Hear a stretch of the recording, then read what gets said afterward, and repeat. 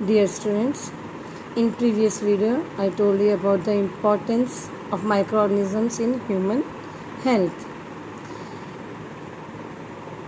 Now I would like to tell you about the microorganisms in agriculture.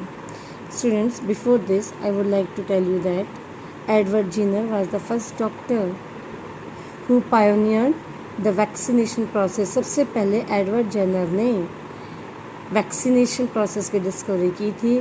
उन्होंने cowpox को इनैकुलेट किया था small pox disease के लिए, और अब स्मॉल पॉक्स जो डिजीज़ है वर्ल्ड से इरेडिकेट हो चुकी है, मीन्स ख़त्म हो चुकी है. Micro organisms in agriculture. Some bacteria and blue-green algae are able to fix atmospheric nitrogen into usable form. आप लोगों ने बेटा प्रीवियस क्लास में पढ़ा है राइजोबियम बैक्टीरिया के बारे में. Rhizobium bacteria lives in the root nodules of leguminous plants. Rhizobium bacteria root nodules में रहता है लेग्यूमिनस प्लांट की, जैसे मटर का पौधा हो गया, दाल का पौधा हो गया. उनकी जो रूट्स होती हैं उनके अंदर नोड्यूल्स होते हैं, ये उसके अंदर प्रेजेंट होता है. और इसका क्या काम है, एटमॉस्फेयर की जो नाइट्रोजन है, जो एटमॉस्फेयर की नाइट्रोजन है उसको रूट्स के अंदर फिक्स करना, और फिर उस नाइट्रोजन को प्लांट जो है एब्जॉर्ब कर लेते हैं. तो इधर किसका रोल है, rhizobium bacteria help in fixation of nitrogen in the roots. Some cyanobacteria do the same in rice fields.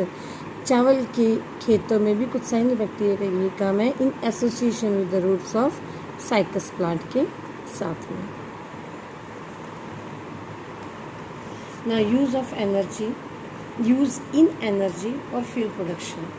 Means microorganism का जो रोल है एनर्जी प्रोडक्शन में क्या है, हमारी जो इथेनॉल है जो प्रोड्यूस होती है वो भी एक सोर्स ऑफ एनर्जी है जो शुगर से प्रोड्यूस होती है. मीथेन गैस है जो बायोगैस रिएक्टर्स में यूज़ होती है, उसकी भी जो प्रोडक्शन है वो माइक्रो ऑर्गेनिज्म के द्वारा ही होती है.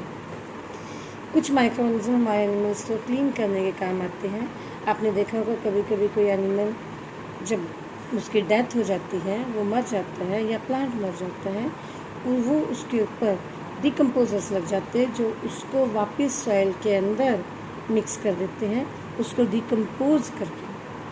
और इससे क्या होता है, वापस मिट्टी के अंदर न्यूट्रिएंट्स या सॉइल के अंदर न्यूट्रिएंट्स चले जाते हैं. Decomposers convert organic matter into carbon dioxide and nutrients. These nutrients become a part of soil. वो सॉइल का एक हिस्सा बन जाते हैं और ज़मीन को वापस न्यूट्रिएंट्स मिल जाते हैं, और इससे प्लांट्स की ग्रोथ अच्छी होती है. इसमें कुछ बैक्टीरिया और फंजाई का